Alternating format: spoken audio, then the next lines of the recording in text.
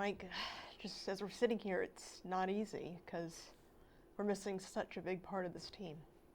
Yeah, that's right. Jim Connors, who graced these airways at WXLV for many years, we lost Jim over the weekend. He passed away suddenly. But you know, if there were ever two hockey teams, and we never show hockey here on XLV, but this is a special night. If there were ever two teams that, well, my late partner absolutely loved, they were the Carolina Hurricanes and Philadelphia Flyers. Those two met Monday in Philadelphia, and no doubt our friend Jimmy C was somewhere in the building, and he picked a pretty good night to show up. It was Rod Brind'Amour night. Brind'Amour being inducted into the Flyers Hall of Fame along with teammate Eric Desjardins. Brind'Amour instrumental in Philly's successes before he came to Carolina and won the Cup in 2006. 1-0 Flyers in the second. Claude Giroux skating without the puck. That's a good thing, young players, because when he finds the loose one, he bangs it home, and it's 2-0 Philly. Canes cut it to 2-1 in the third off the draw. Brett Pesce, opportunistic rebound, ties it up at 2s. We go to overtime, and the Flyers get a power play, and Shane Gostisbehere rips a dart over the shoulder of Eddie Lack. 3-2 Flyers in overtime. The Canes do get a point.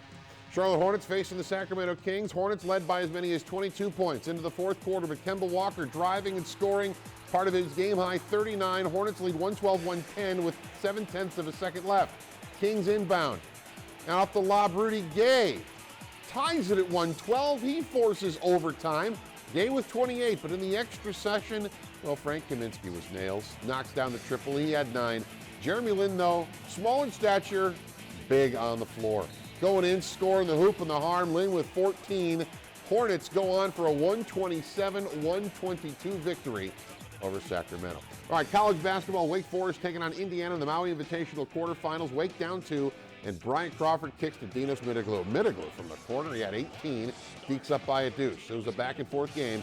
Down 4 now is Wake Forest. Mitch Wilbekin to Devin Thomas, and Devin Thomas bringing the left-handed lumber. Ooh, powerful one-handed jam. He had 21. Hoosiers up by a deuce. But the Hoosiers in the second half, after trailing by 5, go on a furious 9-0 run, capped off by this breakout lay-in from Robert Johnson. And Wake down by 9, Johnson with 14, but Wake battles back, ties it up at 78. Bryant Crawford off the glass and scores. The high floater, part of a 13-point effort with 4 steals. He also had 8 turnovers, but so what? Deeks get the victory. They head to the Maui Invitational semis, an 82-78 winner. When we got in the timeout, Coach drew up a play for Dinos to come set a fake brush screen and for Devin to clean it up, and he just told me to get to the hole, and that's what I did. I think in the beginning of the second half, I think we weren't patient in the offense, and I think we got a little bit too fast, and that's how they got their fast break points and pulled away in a little bit. But we settled down, kept being aggressive, driving to the hole. If we weren't finishing our layups, Dinos, a lot of our bigs were cleaning it up, and I think that's how we got ourselves back in the game and pulled it out in the end. A couple other games to pass along to you. We can really update this North Carolina game. That has just ended. Carolina beating Northwestern 80-69, so apologies for our graphics, folks. Arizona State and NC State, they continue to play 66-61. Wildcats, Arizona State Sun Devils leading the Wolfpack as they play in the second half. So we're moving on. We have to move on. That's what Jim would want us to do. And his Flyers got to win tonight. So somewhere he's smiling. Absolutely. Thank you, Mike. And when we come back, we do want to take a look back at the life and legacy of the late sports director, Jim Connors. Checking in from the ACC football kickoff at Jim Connors.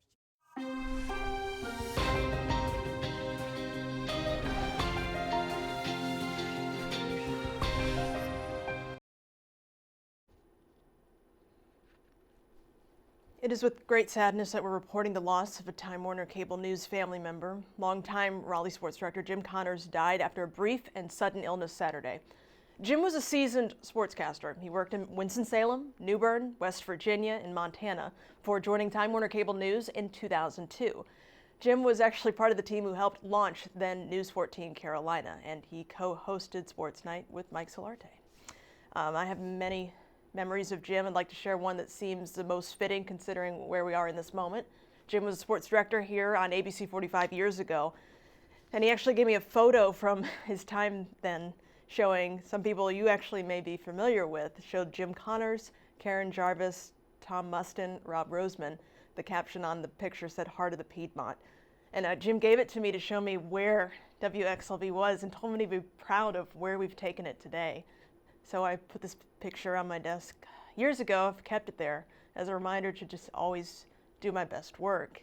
I will keep it up to remember Jim and everything he's taught me. I will truly miss him, and our newsroom will never be the same without him. In addition to his Time Warner Cable News family, Jim is survived by his wife, Kim, and 2 teenage children. Jim Connors was 51 years old.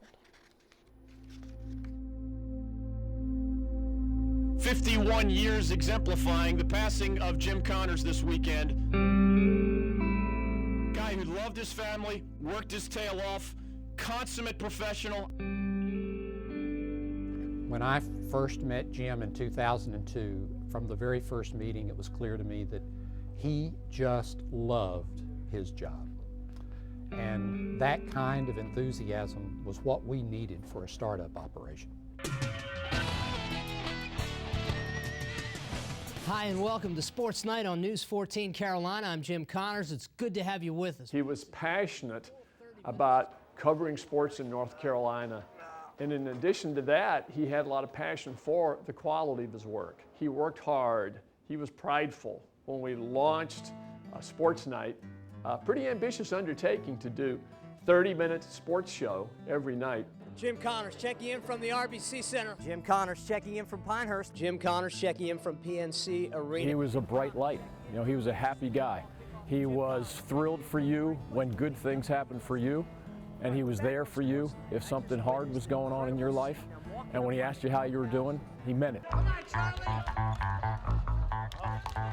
Jimmy was always around with a smile on his face, and you know, a great story to tell always about sports or anything. And I just loved the guy, to be honest with you. He was a real good, just a great man, and it's a big tragedy. It was noticeably different at the ACC's annual football kickoff. So many of us in the ACC really appreciated Jim. We had the opportunity to work with him quite a bit. He actually emceed a number of our events here, and I always found him to be a very kind and humble guy who did his job very thoroughly and very well with a great deal of class and integrity. I remember Jim first as a man who loved his family. Dad, who's going to win this week?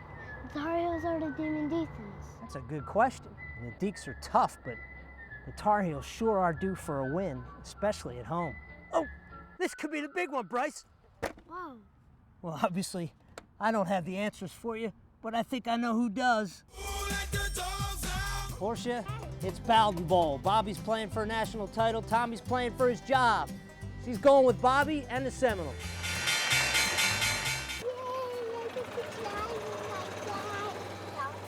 Help drive the cart and get golf pointers from a pro.